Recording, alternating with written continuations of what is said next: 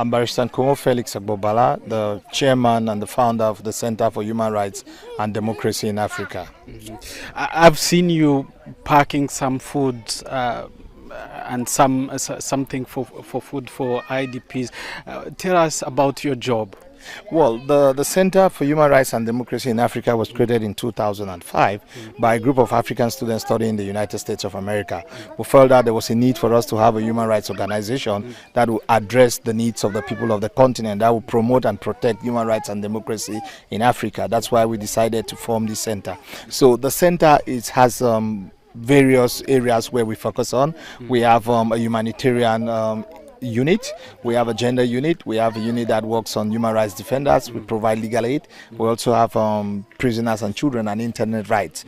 Within the confine of why we're here today, you know that since 2016 the Anglophone crisis started, there have been a lot of massive displacement of people. We've recorded close to 400 to 500,000 internally displaced persons, 50,000 refugees, about 140 villages that have been burned, and 30 schools that have been burned with more than 1,000 people in jail. So the visit here today to this IDP camp is to provide some food and non-food item to our brothers and sisters who have been internally displaced as a result of the crisis. So this is the third time that we're coming to this village, because this village to us is like a pilot project. The chief is a very wonderful person.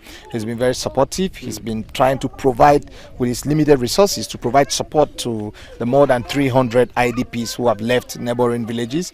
And of recent, as early as last week, they had recorded, I think, 100 persons who've already, women, children. We have one pregnant, about two ladies who are pregnant that are about to deliver. We're going to take them now to the hospital so that they could at least see a doctor and put to bed. So this falls within the ambit of what we do as a human rights center, and also the fact that because of the humanitarian catastrophe, we have to be seen to be very supportive of the people.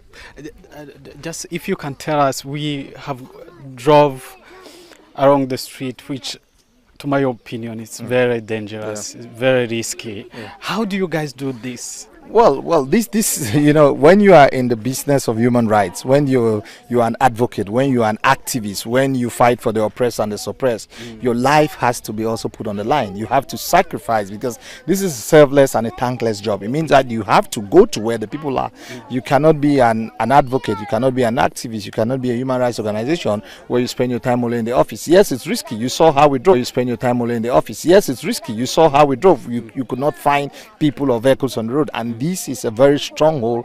This is an area where it's not safe, but we have to do our job. So meaning that we have to put our lives in harm's way to ensure that we reach the people, the vulnerable groups of persons, those who are displaced. Also, if everybody abandons them, then they would, psychologically and physically they are tormented. So they need to have somebody. There need to be somebody who would be able to, and take into consideration that I was at the forefront for the reawakening, the renaissance of Anglophone consciousness. We started a crisis in October 2016. I personally feel that I owe them a duty of care and protection, and that's why through the center, we're trying to provide the necessary support. Even if it means, we are here with close to 7 of our staff. Even if it means that putting them in harm's way, we are ready, because we need to serve the public. We need to serve the people. Yes, this brings me to another question, that you personally, you have been arrested and put in prison for at least 8 months. Is that correct? Yes, I was arrested on the 17th of January 2017. I was the president of the Cameroon Anglophone Civil Society Consortium with my able secretary, Dr. Fontem. We were arrested, and others were also arrested. 17th of January, detained at the maximum prison in Kondengi, the principal prison, where were principally dominated by those of Boko Haram, guys accused of heinous crimes. We were called from Douala to Yaoundé. We were blindfolded, we were tortured, we were treated illy, and on 31st of August 2017, the president signed a decree releasing us. But the fact that we spent time in jail, also during the period, I think we went through our own personal introspection, and we still believe that peace, justice we need in this society. And I said to myself that I'll forgive my oppressors, I'll forgive my suppressors, I'll forgive those who took 8 months in my life, those who put me in a very dehumanizing condition. Because if you don't forgive and forget about what they did to you, you will not move on as a person.